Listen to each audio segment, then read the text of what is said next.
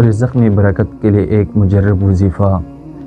مولانا شاہ عبدالغنی باولپوری رحمۃ اللہ علیہ فرماتے ہیں کہ حضرت حاجی امداد اللہ مہاجر مکی رحمۃ اللہ علیہ سے منقول ہے کہ جو بھی شخص صبح کو 70 مرتبہ یہ آیات مبارک پڑھے گا تو اللہ تعالیٰ اسے رزق کی تنگی سے دور فرمائیں گے، اور وہ آیات مبارک یہ ہے: اللہ لطیف بعبادہ یرزق من یشاء وہو القوی العزیز۔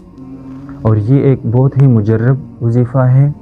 تمام دوست احباب اس کا ورد کریں اور صبح کو روزانہ اس کا اپنا معمول بنا لیں۔ 70 مرتبہ پڑھنا ہے تو اللہ تعالیٰ آپ کو ہر قسم کی تنگی سے دور فرمائیں گے، رزق میں وسعت ہو جائے گا۔